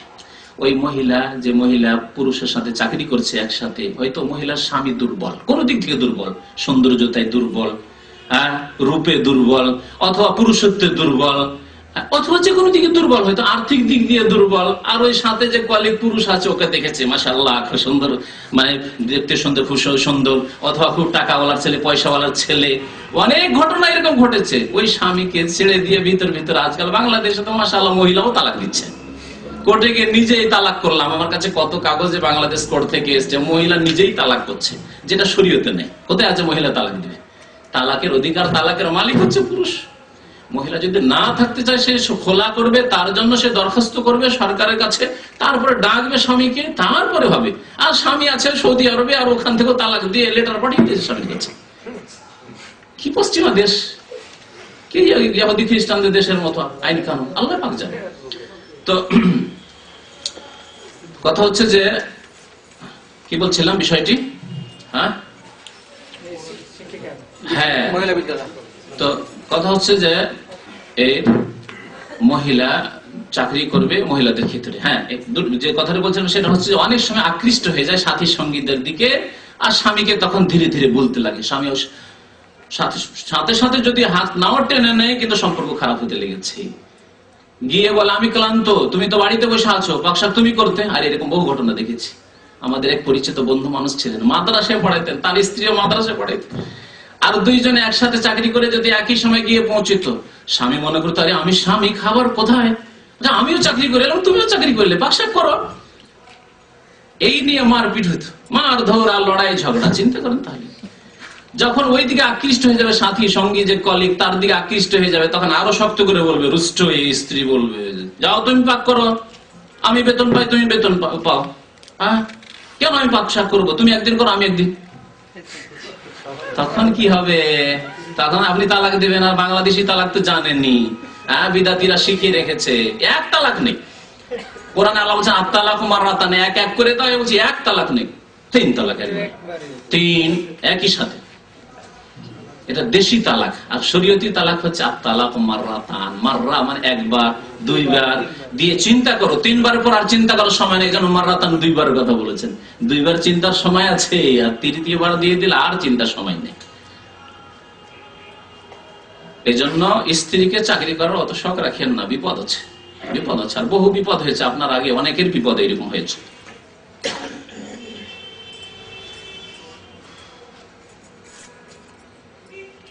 বর্তমানে যারা হকের ওপর আছেন তাদের লক্ষণ কি, আমরা কিভাবে তাদের অন্তর্ভুক্ত হতে পারবো? দেখেন, যারা হকপন্থী, সত্যপন্থী, তাদের একটি বাহ্যিক লক্ষণ খুব মোটা নজরে, সহজ ভাবে, সেটা হচ্ছে তাদের সংখ্যা কম হবে সবসময়। আল্লাহ বলেছেন ওয়াকালিলুম মিন ইবাদিশ শাকুর, আমার শুকরগুজার বান্দার সংখ্যা কালিল, অত্যন্ত কম। তাহলে তাদের সংখ্যা সব জায়গায় কম হবে। যেখানে সংখ্যা গরিষ্ঠ দেখবেন সেখানে সন্দেহ নজরে, জিজ্ঞাসা চিহ্ন, যে এখানে সন্দেহ আছে, হক নেই এদের কাছে। দ্বিতীয় নম্বর কথা হচ্ছে যে যারা হকপন্থী, তাদের আরেকটি লক্ষণ হচ্ছে যে তারা সব সময় যে কোনো মাসলা মাসাইল বলুক, আকীদার ক্ষেত্রে, বিশ্বাসের ক্ষেত্রে হোক, আর আমলের ক্ষেত্রে হোক, নামাজ রোজা হজ যাকাতের ক্ষেত্রে হোক, আর ব্যবসা বাণিজ্য দুনিয়ার অন্য কোনো কাজের ক্ষেত্রে হোক, সব সময় বলবে যে এটি জায়েজ না জায়েজ কেন, কারণ আল্লাহ বলেছেন বা রাসূল বলেছেন। তারা সবসময় কি বলবেন? কোরআনে আছে অথবা হাদিসে আছে। তারা বরাত দেবে, রেফারেন্স দেবে কোরআন হাদিসের, আল্লাহ এবং রাসূলের। পক্ষান্তরে বাতিলপন্থী বিদাতীদের লক্ষণ হচ্ছে তাদের পত্র পত্রিকাতে, তাদের ম্যাগাজিনে, তাদের আপনার বক্তব্যে, তাদের ফতুয়াতে, হ্যাঁ, কি পাবেন? এটি হচ্ছে আমাদের তরিকা, অথবা আমাদের বড়রা বলেছেন, অথবা আমাদের ফতুয়ার কিতাবে আছে। হাদিস কোরআন বলবেন না। ফতুয়া স্বামীতে আছে, না হয় ফতুয়া আলমগীরিতে আছে, না হয় অমুক কিতাবে আছে, বেহেশতি জেওয়ারে আছে, এইরকম কথাবার্তা। তাই খুব সহজ ভাবে পার্থক্য করার জন্য, হক এবং বাতিলের মাঝে পার্থক্য করার জন্য এটি একটি লক্ষণ রয়েছে। আর যারা হকপন্থী হবে তারা সত্যের উপর সবসময় অটল থাকবে। পরিবেশের চাপে কোন সময় হক কথার দাওয়াত দেওয়া, হক কথা বন্ধ করে দেবে না, হক কথার দাওয়াত দিতেই থাকবে। যেভাবে আল্লাহ সুযোগ দিয়েছেন সেইভাবে হক কথার দাওয়াত দিতে থাকবে। বক্তব্যের সুযোগ আসলে বক্তব্যের মাধ্যমে দেবে, লিখনির মাধ্যমে হলে লিখনির মাধ্যমে দেবে। যদি এইভাবে একসাথে একত্রিত করে না হয়, তো একা একা ভিন্ন ভিন্ন ভাবে লোকের সাথে সাক্ষাৎ করে কোরআন এবং হাদিসের দাওয়াত দিতে থাকবে তারা। এইভাবে হকপন্থীদের বিভিন্ন লক্ষণ রয়েছে, যেগুলো ইনশাআল্লাহ তাআলা বিস্তারিত আলোচনার আরো প্রয়োজন রয়েছে।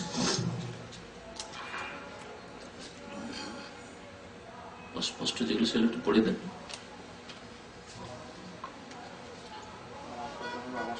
একবার আরো জিজ্ঞেস করেছে তাবিজ ও তাগা ব্যবহার করা জায়েজ কি হয়ে গেছে? প্রশ্ন উত্তর হয়ে গেছে। জি, সব জায়েজ নয়।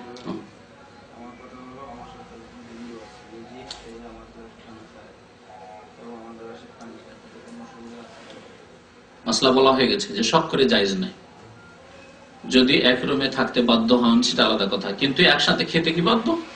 খেতে বাধ্য কেন খাবেন? দেখেন, একটা আল্লাহর শত্রুর সাথে যখন খাওয়া দাওয়া করবেন, তখন একটা যে ঘৃণা আর একটা যে অরুচি হওয়া উচিত, সেটা ধীরে ধীরে হ্রাস পেয়ে যাবে, শেষ পেয়ে যাবে। তারপরে একাকার হয়ে যাবে, তখন তার সাথে ভালোবাসা মহব্বত সবকিছু হয়ে যেতে পারে, যেটা তো অন্য একটা মুসলিমের সাথে নেই, কারণ অপরিচিত সে মুসলিম, তার সাথে রুচি করে খেতে পারবেন না। কিন্তু আল্লাহর শত্রু কাফেরের সাথে রুচি করে খেতে পারছেন, কারণ রাত দিন তার সাথে ডাল ভাত করে খেয়ে অভ্যাস হয়ে গেছে। এই জন্য এখানে আপনার ঈমান এবং আকীদার বিপদ রয়েছে, যে আল্লাহর শত্রুর উপর ঘৃণা হওয়া উচিত, ঘৃণা না হয়ে ভালোবাসা হয়ে যাওয়ার আশঙ্কা আছে, যেটি হারাম। সুতরাং আল্লাহ বলেছেন ওয়া মান ইয়াতাওয়াল্লাহুম মিনকুম ফাইন্নাহুম মিনহুম, যারা তাদের সাথে ভালোবাসা করবে তারা তাদের দলভুক্ত হবে, আল্লাহ স্বয়ং কোরআনে বলেছেন। সুতরাং এইরকম যাতে না হয়, তো এইরকম অবস্থা যাতে না হয় যে আপনি তাদের সাথে খাচ্ছেন। তবে একটি অবস্থা, আপনি দেখছেন যে এই লোকটি ইসলামের খুব কাছাকাছি, আর একে নিয়ে সাময়িক দুই একবার যদি আমি খাওয়া দাওয়া করি কখনো সাথে নিয়ে, তাহলে আকৃষ্ট হয়ে যাবে আর কলেমা পড়ে নিবে, সেটা ক্ষণিকের জন্য করা যেতে পারে। আর স্থায়ী বছর দুই বছর আছেন আর একসাথে খাওয়া দাওয়া করছেন, জীবনে ইসলামের দাওয়াত দেওয়ার তৌফিক হলো না। এত ইয়েতিম মুসলমান যে আপনার কাছে দিনের ইলমও নেই, আর যাদের কাছে ইলম আছে তাদের কাছ থেকে ক্যাসেট বা কিতাব নিয়ে যে দাওয়াত দিবেন তাও দিলেন না, একসাথে খেতে থাকলে এটি জায়েজ না।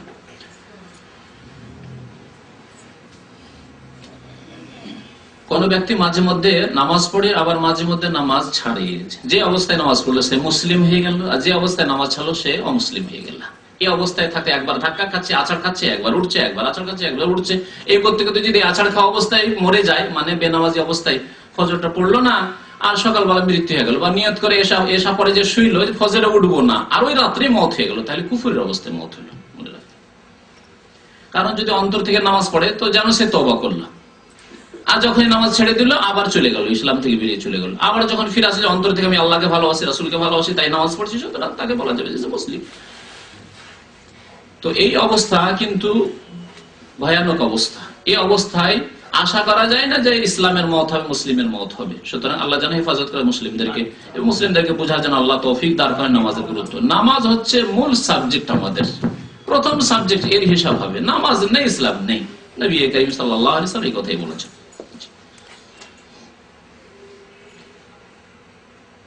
আর এই কুফরের অবস্থায় যদি মত হয় তাহলে চিরকালে জাহান্নামে, তারও জিজ্ঞাসা করেছেন।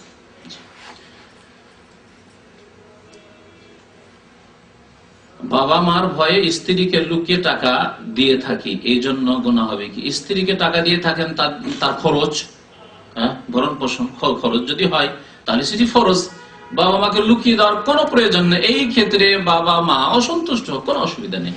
তবে যদি সাময়িক মনে করেন যে বাবা মার সাথে একটা ফিতনা হবে আর বাবা মা অসন্তুষ্ট হবে, তাই আপনি লুকিয়ে দেন, জায়েজ আছে। কিন্তু বাবা মা আপনার টাকার মালিক নয়। বাবাদেরকে বলছে, আমাদের সে জাহেল মূর্খ বাবা, যাদের কাছে ইসলামের কোনো জ্ঞান নেই, তারা মনে করে যে আমার ছেলে যা উপার্জন করছে তার মালিক আমি। বিদেশে ছেলে বিয়ে শাদী করে স্ত্রী রেখে সে 2 বছর 3 বছর কষ্ট করে, আর সব টাকার মালিক বসে আছে বাড়িতে, বিবি নিয়ে বসে আছে বুড়া, আর ও মালিক, সব টাকার মালিক। খবর দেন না। আমি এর আগে এই মাসলা বলেছি, বিস্তারিত বলেছি যে বাবা কিসের মালিক?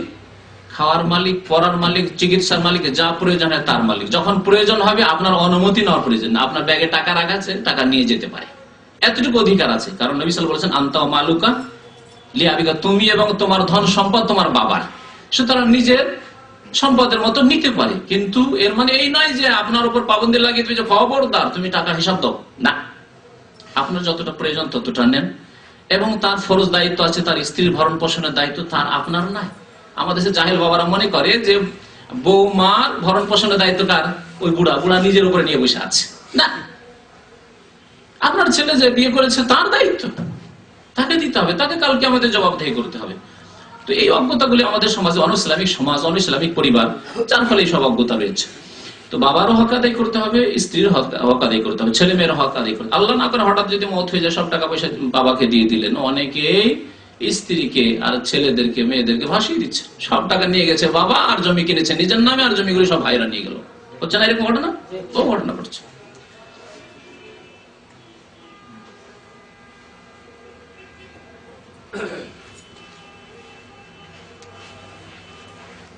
যখন আমি অসুস্থ হয়ে পড়ি তখন সুন্নাত ওয়াজিব নামাজ আমি ছেড়ে দিই। সুন্নাত ছেড়ে দেন, অসুবিধা নেই, কিন্তু ফরজ নামাজ ছাড়লে গুনাহগার হবে, ফরজ নামাজ ছাড়লে গুনাহগার হবে। আর যথাসাধ্য বেতর যদি ওয়াজিব নয়, সহি হচ্ছে যে সুন্নাতে মুআক্কাদা, এবং ইচ্ছা করে ছাড়লে গুনাহগার হবে। তবে অসুস্থ অবস্থায় কারো ছুটে গেলে, কখনো ছুটে গেলে আলাদা কথা, তারপরেও বেতর পড়ার চেষ্টা করবেন, কমের পক্ষে 1 রাকাত বেতর পড়ে নেওয়ার চেষ্টা করবেন, যাতে করে সুন্নাতে মুআক্কাদা আদায় হয়ে যায়। বাকি যে 12 রাকাত সুন্নাত বা 10 রাকাত সুন্নাত আছে, অসুস্থ থাকা অবস্থায় যদি না পড়তে পারেন কোনো অসুবিধা নেই।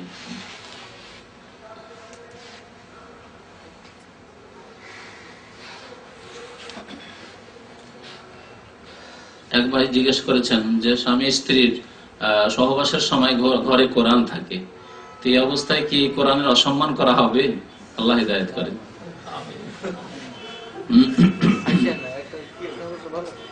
তাহলে যারা হাফেজ সাহেব, যারা আলেম, কোরআনের পেটে কোরআন ভরা আছে, তারা কি করবে? তাদের তো মুসিবত হয়ে যাবে।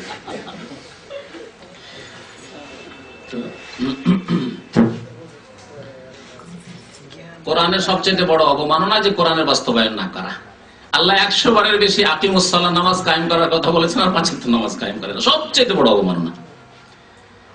আপনার স্ত্রীর একটা আদেশ, হোম মিনিস্টারের একটা আদেশ হলে আরে নিয়ে যেতেই হবে, আমার স্ত্রী একটা মালা চেয়েছে, একবার বলেছে শুধু। আর আপনার শাশুড়ি, আপনার শালা শালি যদি বলে আমার শালি বলেছে, ওরে হোম মিনিস্টারের বউ না বল, তাই না? তার কত গুরুত্ব। আর যে আল্লাহ পাক রব্বুল আলামিন সৃষ্টি করেছেন, রিজিক দিয়েছেন, আপনার চাকরি দিয়েছেন, আপনার শ্বাস প্রশ্বাস দিয়েছেন, আপনার চোখ দিয়েছেন, নাক দিয়েছেন, কান দিয়েছেন, ব্রেন দিয়েছেন, বিদ্যা দিয়েছেন, বুদ্ধি দিয়েছেন, ইলম দিয়েছেন, তিনি বলছেন আকিমুসসালাহ, নামাজ কায়েম করার, ফজর পড়েন না, 4 ওয়াক্ত পড়া মুসলমান, জুমা পড়া মুসলমান, খেয়াল খুশি পড়া নামাজ পড়া মুসলমান, প্রবৃত্তির অনুসারী মুসলমান। কুপ্রবৃত্তির পূজা করেন, মন হইলে নামাজ পড়েন, না হইলে পড়েন না, আপনাকে পড়াই কে?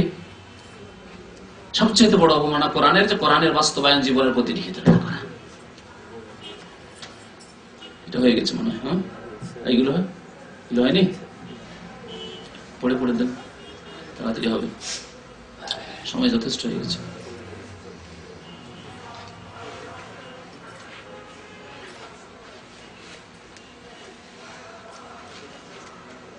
কি হয়েছে এটা?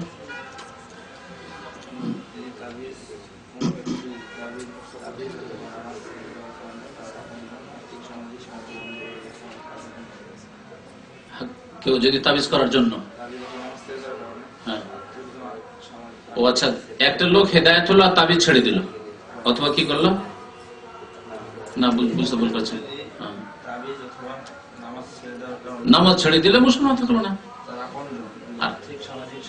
আর তাবিজ ছাড়লো তো ভালো কাজ করলো। কেমন কথা হইলে, একটা করার কাজ, একটা না করার কাজ। কি বুঝাতে ইচ্ছে আল্লাহ জানে, পার্সোনাল জিজ্ঞেস করে নেবেন অস্পষ্ট। যদি এরকম অর্থ হয় যে আপনি নামাজ পড়ার জন্য আপনার সাথে সম্পর্ক খারাপ করলো, অথবা তাবিজ ছেড়ে দিয়েছেন সেজন্য সম্পর্ক খারাপ করলো, তো যেতে দেন, আপনি সোজা পথে চলতে থাকেন, একাই থাকলেও।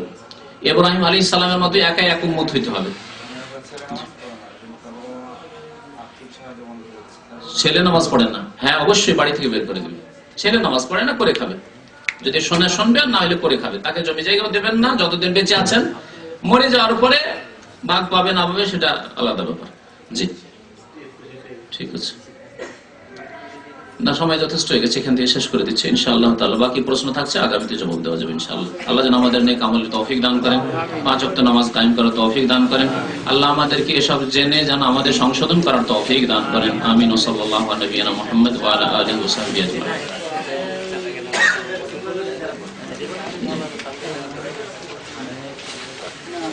যেসব ভাইরা প্রশ্ন করবেন, সৃষ্টি করেছেন তিনি সবকিছুই করতে পারেন। আল্লাহ পাক রব্বুল আলামিন দাড়ি পাল্লা কায়েম করবেন।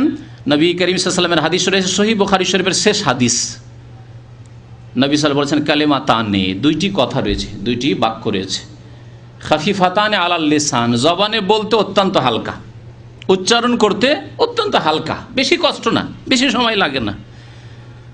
আর সাকিলাতানে ফিল মিজান, দাড়ি পাল্লাতে অত্যন্ত ভারী, বলতে খুব সহজ কিন্তু আল্লাহর দাড়ি পাল্লায় মিজানে খুব ভারী।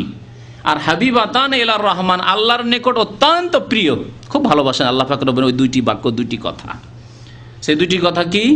সুবহানাল্লাহি ওয়া বিহামদিহি সুবহানাল্লাহিল আযীম, সুবহানাল্লাহি ওয়া বিহামদিহি সুবহানাল্লাহিল আযীম। এগুলি হচ্ছে জিকির আজকার।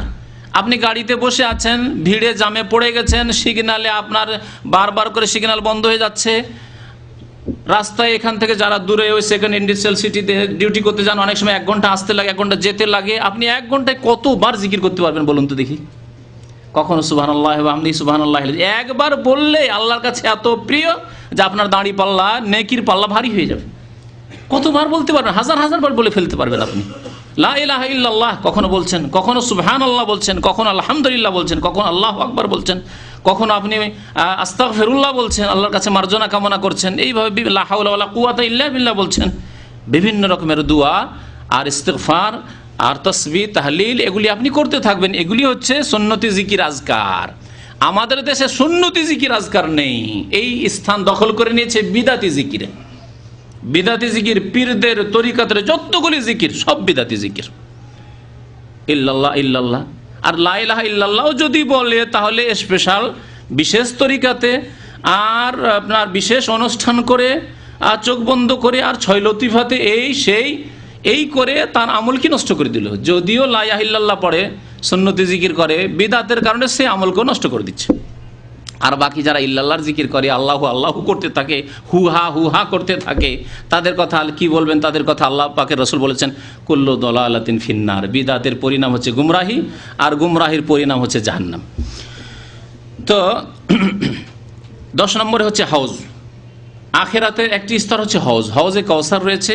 ইন্না আতাইনাকাল কাউসার। আল্লাহ পাক রব্বুল আলামিন কাউসারের নহর দেবেন, আর সেখানে নবী করিম সাল্লাল্লাহু আলাইহি ওয়াসাল্লাম তার উম্মতের লোকদেরকে পানি দেবেন। একবার যেই ব্যক্তি পানি পান করবে আর পিপাসিত হবে না। 11 নম্বর রয়েছে মুমিনদের আল্লাহ পরীক্ষা করবেন যে সত্যি মুমিন না লোক দেখানো নামাজ পড়েছে। অনেকে লোক দেখানো নামাজ পড়েছে, লোকের ভয়ে নামাজ পড়েছে, মাঝে মাঝে নামাজ পড়েছে, তারাও দাবি করবে যে আমরা তো মুসলমান, নামাজ পড়েছি। মাঝে মাঝে নামাজ পড়ে দাগ ফেলে দিয়েছে, কিন্তু মাঝে মাঝে পড়েনি, এইরকম। তো তাদেরকে আল্লাহ পরীক্ষা করবেন, এই মুসলিমদের পরীক্ষা হবে। আল্লাহ পাক এই পরীক্ষার কথা সূরা কালাম আয়াত নম্বর 42 ইরশাদ করেছেন, ইয়াউমা ইউকশাফু আন সাকিন। আল্লাহ পাক রব্বুল আলামিন নিজের পা উন্মুক্ত করে দেবেন, খুলে দেবেন। এই আয়াত দ্বারা বোঝা গেল যে আল্লাহ পাক রব্বুল আলামিনের মোবারক কদম রয়েছে, পা রয়েছে। ওয়ায়ুদাউনা ইলা সুজুদ, এবং সেজদার জন্য আহ্বান করবেন আল্লাহ পাক রব্বুল আলামিন, ডাকা হবে। মুমিনদেরকে বলা হবে সেজদা করো। মুমিনরা সেজদা করতে পারবে, কিন্তু মুনাফিক যারা লোক দেখানো নামাজ পড়েছে, কখনো কখনো নামাজ পড়েছে কারো ভয়ে, কারো আশাতে, কারো কাছে কিছু আশা রাখে, এই জন্য। কারণ অনেকে বেতন বাড়ানোর জন্য নামাজ পড়ে, মোদির ভালো কফিল ভালো, নামাজ পড়লে বেতন বাড়ে, বেতন বাড়ার জন্য নামাজ পড়েছে। অনেকে শ্বশুর বাড়ি গিয়ে শুধু নামাজ পড়ে, হ্যাঁ।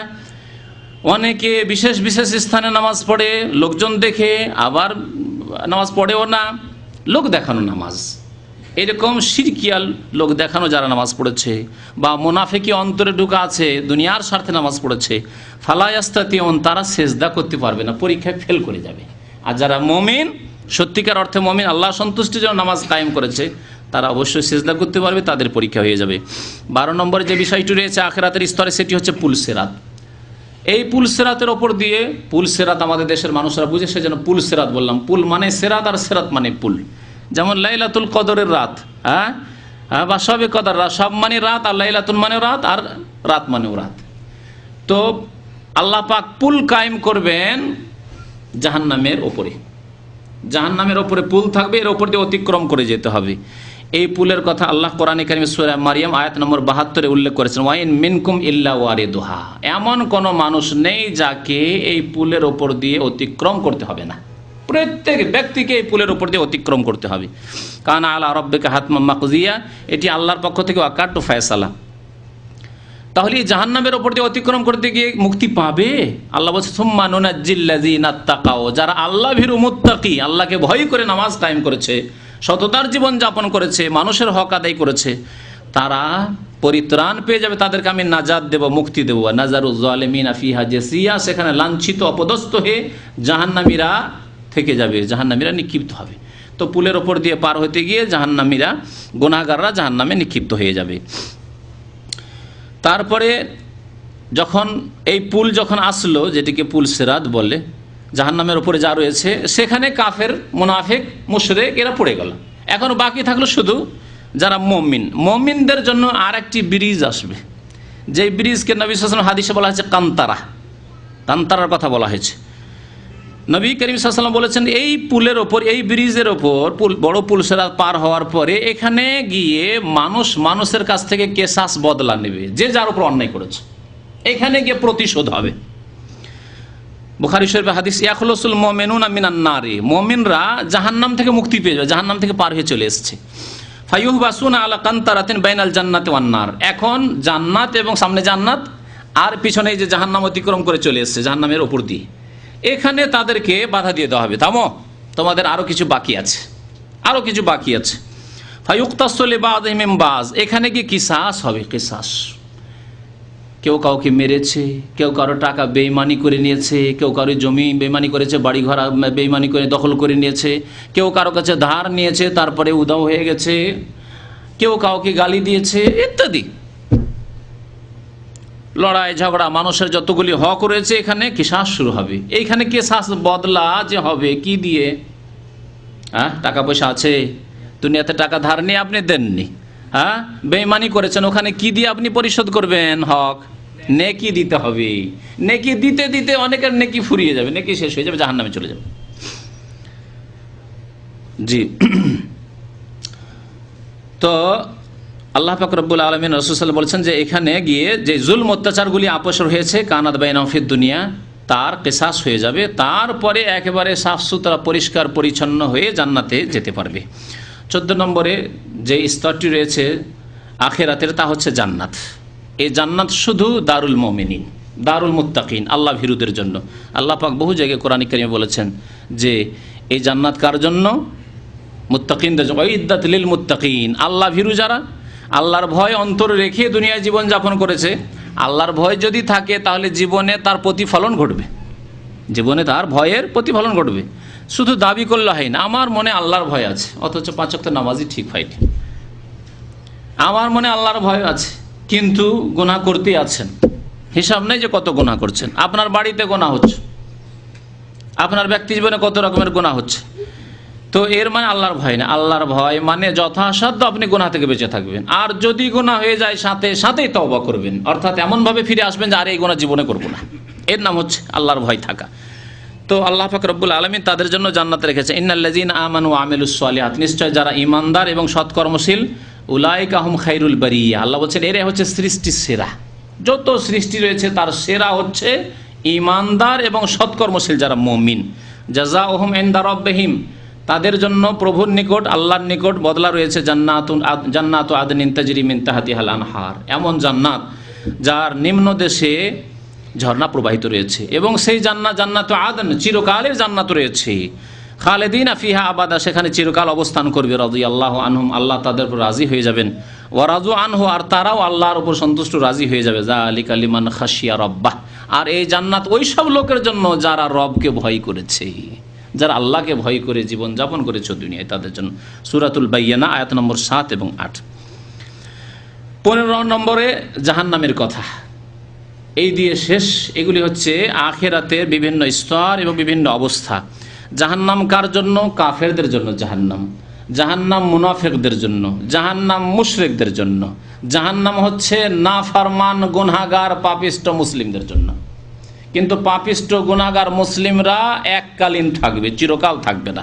নির্দিষ্ট সময়, সে শত শত বছর হতে পারে, হাজার হাজার বছর হতে পারে, কয়েক বছর হতে পারে, তাদের গুনাহ যেমন তেমন তাদের জাহান্নামে অবস্থান হবে, আর তারপরে সেখান থেকে বেরিয়ে আসবে। কিন্তু কাফের, মুশরিক এবং মুনাফিক, যারা আকীদার বিশ্বাসের মুনাফিক, এই 3 শ্রেণীর মানুষ কোনোদিনই জাহান্নাম থেকে বেরিয়ে আসতে পারবে না। আল্লাহ পাক রব্বুল আলামিন ইরশাদ করেছেন সূরা মায়েদার আয়াত নম্বর 37-এ, ইউরিদুনা আন ইয়াখরুজু মিনান নার, তারা চাইবে, যারা জাহান্নামে চলে গেছে তারা চাইবে যে জাহান্নাম থেকে বেরিয়ে যাক। তাদের আকাঙ্ক্ষা হবে, তাদের মনের কামনা বাসনা হবে যে জাহান্নাম থেকে আমাদেরকে বের করা হোক। ওমা হুম বিখারিজিনা মিনহা, কিন্তু জাহান্নাম থেকে তারা কখনো বের হবে না, জাহান্নাম থেকে তাদেরকে বের করা হবে না। ওয়ালাহুম আযাবুম মুকিম, তাদের জন্য চিরকালের আযাব রয়েছে। আল্লাহ পাক রব্বুল আলামিন মুনাফিকদের সম্পর্কে বলছেন, ইন্নাল মুনাফিকিনা ফিদ দারকিল আসফালি মিনান নার ওয়ালান তাজিদা লাহুম নাসিরা, নিশ্চয় মুনাফিকরা জাহান্নামের সর্বনিম্ন স্তরে অবস্থান করবে। যারা মুনাফিক, অন্তরে বিশ্বাস নেই আল্লাহর উপর পরকালে, কিন্তু বাহ্যিক শুধু প্রকাশ করেছে যে মুসলিম সমাজে জন্ম নিয়েছি আর মুসলিম দেশে বসবাস করি, যদি ইসলামের বিরুদ্ধে বলি তাহলে দেশের লোকেরা খেপে যাবে আমার বিরুদ্ধে, দেশে বসবাস করা মুশকিল হয়ে যাবে। কিন্তু আজকাল তো মুসলিম দেশ, আমাদের দেশগুলির মতো দেশ, এইসব দেশ এমন দেশ যে এই রকম লোকদের জন্য আরো ভালো ব্যবস্থা করা হচ্ছে। দেশে যদি অসুবিধা হয় থাকার, তখন তাকে অন্য দেশে পাঠিয়ে দিবে সুইডেনে, হ্যাঁ পাঠিয়ে দিবে কলকাতায় থাকার জন্য, তো আরামে থাকো। আচ্ছা না এরকম মুসলমানদেরকে বলে ভয় লাগছে, পাঠিয়ে দিল, তসলিমা নাসরিনকে পাঠিয়ে দিল। রুশদি ভয় লাগছে, তুমি মুসলিম দেশে যেও না, থাকো, তোমাকে স্পেশাল প্রোটেকশন, হেফাজতের ব্যবস্থা দেওয়া হচ্ছে। কাফের দেশের লোকেরা তাদের আপ্যায়ন করার জন্য বসে আছে। এরকম বহু মুনাফিক রয়েছে যারা ইসলাম বিদ্বেষী, মুসলমানের বাচ্চা, কিন্তু এরা হচ্ছে ইসলামের শত্রু। এদের জন্য জাহান্নামের একেবারে নিম্ন স্তর রয়েছে, ইন্নাল মুনাফিকিনা ফি দারকিল আসফালি মিনান নার। নিঃসন্দেহে মুনাফিকরা জাহান্নামের নিম্ন স্তরে বসবাস করবে, থাকবে। ওয়ালান তাজিদ লাহুম নাসীরা, আর তাদের কোনো সাহায্যকারী হবে না। এই কথা চিন্তা করিও না যে তাদের ক্ষেত্রে কারো সুপারিশ কাজে আসবে বা সুপারিশ হবে। আল্লাহ পাক রব্বুল আলামিন মুশরিক সম্পর্কে বলছেন, ইন্নাহু মাইয়ুশরিক বিল্লাহি ফাকাদ হারামাল্লাহু আলাইহিল জান্নাহ।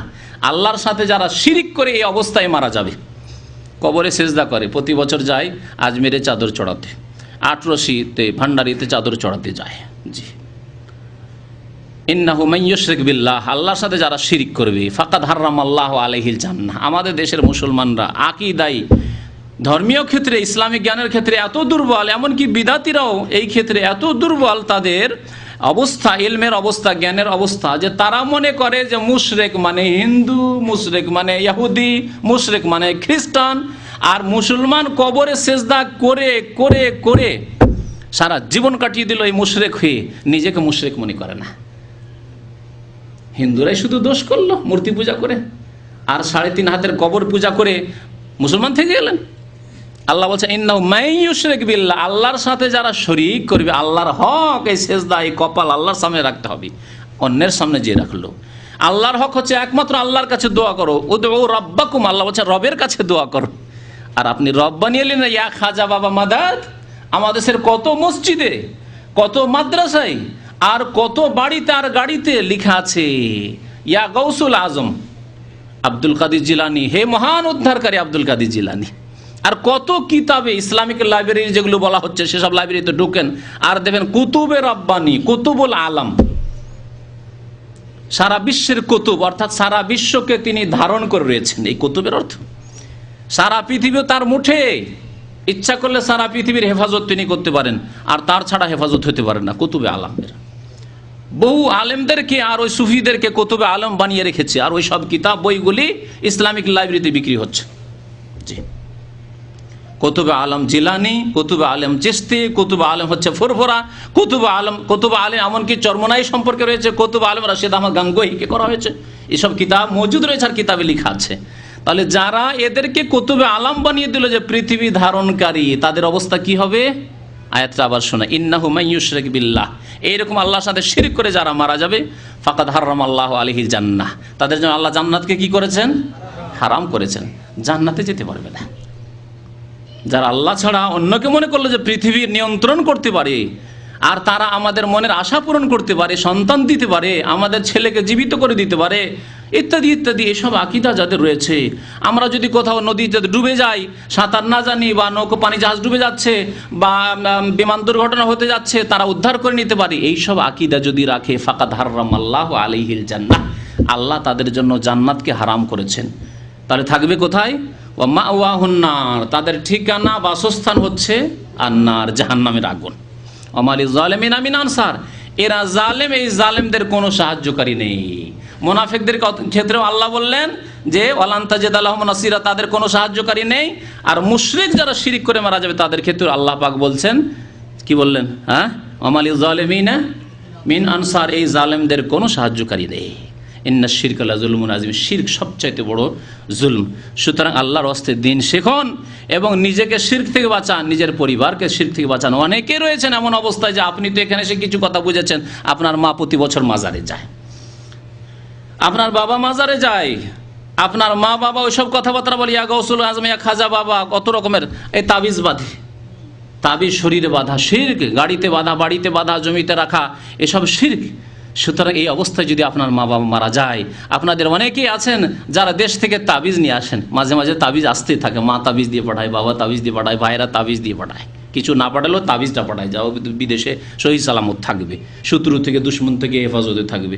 এইসব শিরক নবী করিম সাল্লাল্লাহু আলাইহি ওয়াসাল্লাম বলেছেন, মান তাআল্লাকা তামিমাতান ফাকাদ আশরাকা, যেই ব্যক্তি তাবিজ ঝোলাবে শরীরে যেখানে হোক না কেন, ফাকাদ আশরাকা, সে শিরিক করলো। এই শিরকের অবস্থায় মরে গেলে পরিণাম খুব খারাপ হবে। আল্লাহ পাক রব্বুল আলামিন আমাদেরকে শিরক বিদআত থেকে বেঁচে থাকার জন্য তৌফিক দান করেন। আল্লাহ আখিরাত পরকাল সম্পর্কে আমাদেরকে চিন্তাশীল হওয়ার জন্য তৌফিক দান করেন। আল্লাহ আমাদের অতীতের গুনাহ খাতা মাফ করে দেন।